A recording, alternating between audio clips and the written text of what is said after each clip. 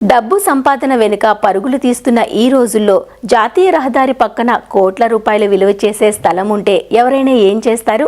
భారీ shopping mall కడతారు, లేదా కమర్షియల్ కాంప్లెక్స్ నిర్మించి అద్దెలకు ఇస్తారు. కానీ విజయవాడకు చెందిన ఓ ఔత్సాహికుని ఆలోచన వేరుగా ఉంది. అతను భూమిని కాంక్రీట్ అడవిగా మార్చలేదు. 3 ఎకరాల స్థలాన్ని ఒక నందనవనంలా తీర్చిదిద్దారు. వందల సంఖ్యలో పుష్పాలు, ఫలజాతి మొక్కలతో పాటు గోవులను పెంపకం చేస్తున్నారు. రసాయనాలకు తావులేని పచ్చదనాన్ని పెంపొందిస్తున్నారు. ఆయన ఉద్యాన వ్యవసాయం ఎలా ఉందో, వారి క్షేత్రంలో కొలువైన మొక్కల విశేషాలను ఆయన మాటల్లోనే తెలుసుకుందాం రండి. మరి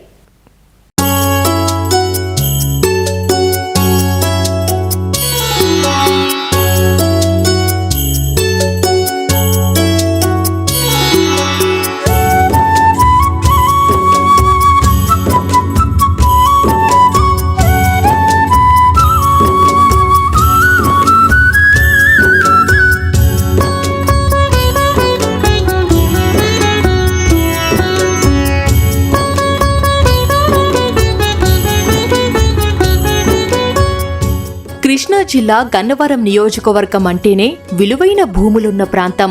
అందున జాతీయ రహదారి ఆనుకొని ఉండే పొలాలకు ధర అధికం. కానీ హనుమాన్ జంక్షన్లో జాతీయ రహదారి పక్కన 3 ఎకరాల విస్తీర్ణంలో ఓ క్షేత్రం మాత్రం బృందావనాన్ని తలపిస్తుంది. కోట్ల విలువైన కమర్షియల్ స్థలాన్ని కాంక్రీట్ కోటగా మార్చకుండా అరుదైన మొక్కలతో ప్రకృతి ఇక్కడే కొలువయిందా అన్నట్లుగా మనిషికి ప్రాణవాయువునిచ్చే హరితవనంలా తీర్చిదిద్దారు ప్రకృతి ప్రేమికుడైన పుట్టగుంట సతీష్ కుమార్. మొత్తం 3 ఎకరాల విస్తీర్ణంలో కరోనా తర్వాత మొదలైన ఈ ప్రయాణం నేడు ఒక జీవ వైవిధ్య కేంద్రంగా మారింది. ఇక్కడ ఉన్నవి కేవలం చెట్లు కావు, ఆయన ప్రాణం పోసిన పచ్చని బిడ్డలు. ఈ నందనవనంలో అడుగు పెడితే వృక్ష ప్రదర్శనశాలలో ఉన్నామా అనే అనుభూతి కలుగక మానదు. ప్రపంచంలోనే అత్యంత ఖరీదైన మియాజాకి మామిడి మొక్కలు, చైనా నుంచి తెప్పించిన బోన్సాయి మొక్కలు, రుద్రాక్ష వృక్షాలతో పాటు వాటర్ యాపిల్, ఆవకాడో, చెర్రీ, రామఫలాలు, లక్ష్మణ ఫలాలు, అంజీరా, ఖర్జూరం, ఉసిరి, పనస ఇలా 100కు పైగా పండ్ల జాతులు కొలువుదీరా ఇక్కడ. అంతేకాదు పశు సంపదను కూడా కాపాడుతున్నారు సతీష్. వీటి నుంచి వచ్చిన పేడ, మూత్రంతో జీవామృతం తయారు చేసి మొక్కలకు ఎరువుగా అందిస్తున్నానంటూ తన అనుభవాలను తెలియజేస్తున్నారు.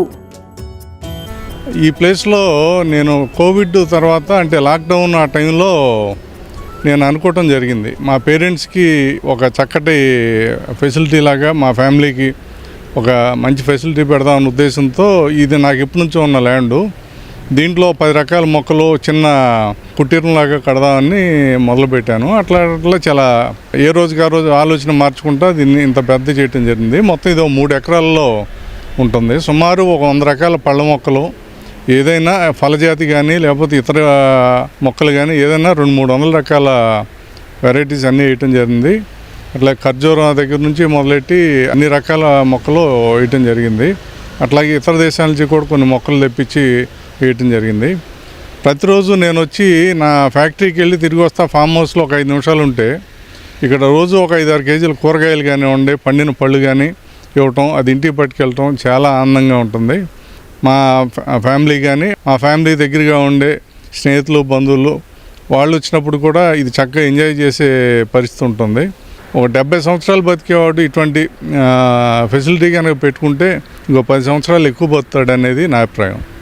ఈ బోన్సాయి మొక్క కడియంలో నాకు స్నేహితుడికి నర్సరీ ఉంది, ఆయన ఇంపోర్ట్ చేసుకున్నటువంటి బోన్సాయి. ఇది 50 సంవత్సరాల వయసు దీనికి ఉంది.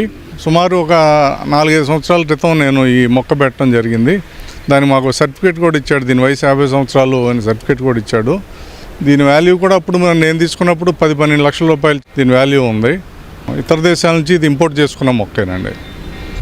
వాటరింగ్ అనేది జనరల్గా డ్రిప్ సిస్టమ్ అనేది పెట్టి ఎప్పుడు అవసరమైతే అప్పుడు వాటర్ వెళ్ళేట్టు, సంపాళ్ళు వెళ్ళేట్టు మేము ప్లాన్ చేయటం జరిగింది. పెస్టిసైడ్స్ దగ్గర 90% పెస్టిసైడ్స్ అనేది మేము వాడట్లేదు. ఎప్పుడన్నా తప్పని పరిస్థితుల్లో వాడాల్సి వచ్చినప్పుడు మాత్రం వాడుతున్నాం. కానీ పెస్టిసైడ్స్ ఒక రకంగా వాడినట్టే మేము లెక్క. నాకు మొదటి నుంచి ఆవులంటే ఇంట్రెస్ట్గా ఉండేవాడిని. నా దగ్గర ఎక్కువ కపిల గోవులు ఉన్నాయి. నా దగ్గర దైవత్వానికి దగ్గరగా ఉండేది కపిల్ గో అంటారు. నా దగ్గర అన్ని బ్రీడ్లు కలిపి 10-12 రకాల బ్రీడ్లు ఆవుల్లో కూడా ఉన్నాయి. వాటిలో కపిల్ జాతి నేను ఎక్కువ డెవలప్ చేయడం జరిగింది. నా దగ్గర కపిల పొంగనూరు అనేది చాలా రేర్. అది చాలా చిన్నగా ఉంటుంది, మోపురం అది బాగుంటుంది. పూర్తిగా నాలుగు నుంచి కాలిగోడు దాకా నలుపు రంగులో కపిల వర్ణంలో ఉంటుంది. ఇక్కడ లోకల్లో ఉండేది రాతి ఉసిరి, అట్లాగే చిన్నపిల్లలు తింటాక మన చిన్నప్పుడు ఇళ్ళలో ఉండే ఉసిరి 2-3 రకాలు ఉంటాయి. కాకపోతే నేను తెప్పించింది థాయిలాండ్ వెరైటీ ఉసిరి తెప్పించాను. అది రాతి ఉసిరి కన్నా డబల్ సైజులో ఉంటుంది చెట్టు. దాంట్లో మెడిసిన్ వాల్యూలు దానికన్నా ఎక్కువ ఉంటాయని చెప్పారు.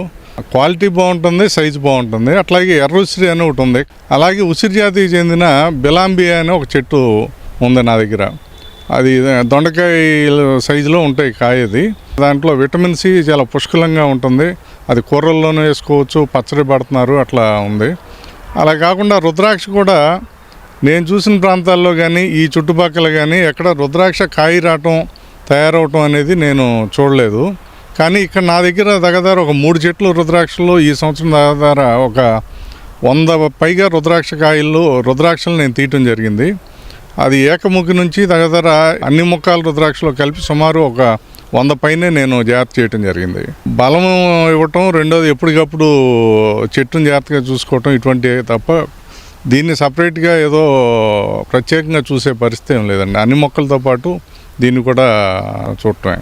సుమారు ఒక 10 నుంచి 12 రకాల మామిడి జాతులు వేయటం జరిగింది. వాటిలో కొన్ని ఇంపోర్టెడ్వి కూడా ఉన్నాయి.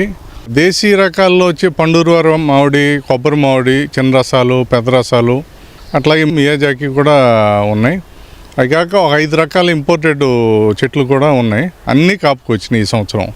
కొన్ని కడియం నుంచి తెప్పించాను, కొన్ని మహారాష్ట్ర నుంచి తెప్పించాను, అట్లా రకరకాలు తెప్పించాను. మా పరిసర ప్రాంతాల్లో కానివ్వండి, ఆంధ్రప్రదేశ్లో కానివ్వండి, అసలు ఎక్కువ సాగు చేసేది మామిడి రకాలు, చిన్న రసాలు, పెద్ద రసాలు, బంగినపల్లి, కలెక్టర్కాయ అంటారు. ఇప్పుడు నేను తీసుకొచ్చేసిన మియాజాకి కానివ్వండి, ఇంపోర్టెడ్ రకాలు కానివ్వండి, ఈ పండూరువారి మామిడి, ఇటువంటి రేర్ జాతులు కానివ్వండి, ఇవి అసలు మన ప్రాంతంలో వేసి ఇవి ఎందుకు సక్సెస్ అయిన తర్వాత రైతుకి లాభం ఉంటుందనే ఉద్దేశంతో నా ఫామ్లో చూసి దాన్ని ఇతర రైతులకు కూడా చెప్దామనే ఉద్దేశంతో నేను ఇవన్నీ వేయటం జరిగింది. ఇప్పుడు అది మియాజాకి అని ఉంది. చాలామంది అది జపాన్ బ్రీడ్ కదా, ఇక్కడ పెరగదు అనేది అపోహలో ఉన్నారు. నేను ఈ సంవత్సరం ఫస్ట్ ఇయరే దగ్గర ఒక 100 మియాజాకి కాయలు నా ఫామ్ హౌస్లో రావటం జరిగింది.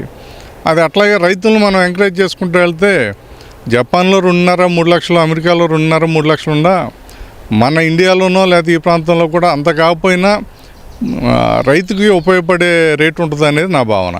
కడియంలో ఫ్రెండ్ నర్సరీ ఆయన ఉంటే వారిని అడగటం జరిగింది. ఆయన థాయిలాండ్ నుంచి ఒక 10 మొక్కలు తెప్పించి 10 మొక్కలు నాకే ఇచ్చారు. ఈ ఫామ్ హౌస్లో దగ్గర ఒక 3 చెట్లు పెట్టాను. అట్లాగే ఫ్రెండ్స్ కొన్ని అట్లా పెట్టడం జరిగింది. నేను ఇచ్చిన ప్రతి చెట్టు కాపు ఈ సంవత్సరం వచ్చింది. ఈ ఫ్రూట్ కూడా టేస్ట్ చూసుకుంటే మన మామిడి పళ్ళు అన్ని రకాలు ఏ టేస్ట్ ఉంటాయో వాటికన్నా భిన్నంగా ఉంది. కవర్లు కట్టామండి. ఈ ఒక చెట్టు ఒక 50 కాయల వరకు రావటం జరిగింది. అంటే చాలామంది ఇది చెప్తే ఏదో హాస్యాస్పదంగా అనుకుంటారు, ఏదో కిలో 2.5 లక్షలు 3 లక్షలు అని. ఒరిజినల్గా ఈ పండు కిలో 2.5 లక్షల రూపాయలు మార్కెట్లో నడుస్తుంది. అంటే మనకి ఇంకా ఈ కాయ ప్రొడక్షన్ లేదు కాబట్టి తెలియట్లేదు. నేను అనేది ఏంటంటే కొంచెం స్థోమత ఉన్న వాళ్ళు ఎవరైనా సరే వాళ్ళకి ఖాళీ పువ్వు ఉంటే కనుక ఇట్లా 10 రకాల మొక్కలు ఓ చిన్న కుటీరం లాంటిది వేసుకుంటే వాళ్ళ ఆరోగ్యం ఇంకా బాగుంటుంది అనేది నా ఉద్దేశం. ఈటీవీ వారు, ఈనాడు వారే దగ్గర టెర్రస్ గార్డెనింగ్ని ఇటువంటివి చాలా ప్రోత్సహిస్తున్నారు సిటీల్లో. రూరల్లో వచ్చేప్పటికీ ఆర్గానిక్ వ్యవసాయం అనేది మన కమర్షియల్గా కాకపోయినా మన కుటుంబాల వరకు అది వాడుకోవటానికి ఉపయోగపడతాయి. ఇప్పుడు ఎటు చూసినా సరే ఏదో క్యాన్సర్ అని చెప్తున్నారు. ప్రతి ఒక్కళ్ళు వాళ్ళకున్న వ్యవసాయ భూమిలో కానివ్వండి, అట్లాగే వాళ్ళకున్న జాగాలో ఇట్లా ఈ గ్రెయినరీ డెవలప్ చేసుకుని ఆకుకూరలు, కాయగూరలు, ఇటువంటివన్నీ పళ్ళ జాతులు ఇటువంటివి పెట్టుకుని వాళ్ళ ఆరోగ్యాన్ని పెంపొందించుకోవాల్సిందిగా నేను కోరుతున్నాను. ఇంతటి అద్భుతం వెనుక సతీష్ కుమార్ నిరంతర తపన, శ్రమ దాగుంది. ఈ మొక్కల సేకరణ కోసం వివిధ ప్రాంతాల్లో పర్యటించారు. కడియం నర్సరీల నుండి పూణే, కూర్గు వరకు ఎక్కడ అరుదైన మొక్క ఉన్నా తెచ్చి తన తోటలో నాటారు. అభివృద్ధి అంటే కేవలం భవనాలు నిర్మించడం కాదు, మన చుట్టూ ఉన్న ప్రకృతిని కాపాడుకోవడం. మన ఇంటి ఆవరణలోనూ డాబాపైనో వీలైనన్ని మొక్కలు నాటితే అవి రాబోయే తరాలకు ఆరోగ్యాన్ని ప్రసాదిస్తాయంటున్న సతీష్ కుమార్ నందనవనం ఎందరో ప్రకృతి ప్రేమికులకు ఆదర్శం.